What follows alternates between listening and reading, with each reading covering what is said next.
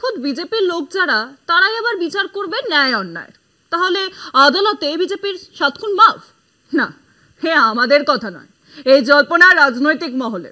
বম্বে হাইকোর্টের নতুন বিচারপতি হয়েছেন বিজেপির অফিসিয়াল মুখপাত্র আরতি সাঠে। স্বাভাবিকভাবে নতুন বিচারপতিকে নিয়ে তৈরি হয়েছে বিতর্ক।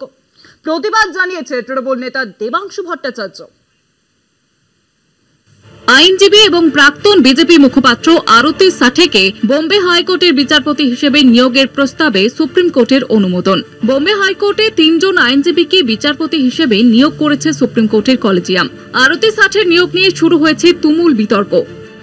আরতি অরুণ সাঠে বম্বে হাইকোর্টের আইনজীবী, মহারাষ্ট্র বিজেপি মুখপাত্র এবং দলের আইন সেলের প্রধান ছিলেন। বিচারপতি সাঠের বাবাও একই হাইকোর্টের আইনজীবী এবং তিনিও বিজেপি ও আরএসএস এর সঙ্গে যুক্ত।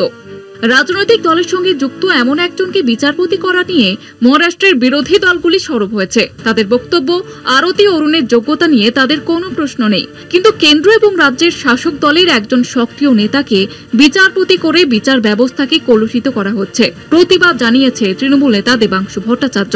পাল্টা বিজেপির বক্তব্য, আরতি অরুণ বছর দেড়েক আগে দলের সঙ্গে সম্পর্ক চুকিয়ে দিয়েছেন। তিনি বিজেপির প্রাথমিক সদস্য পদও ছেড়ে দিয়েছেন।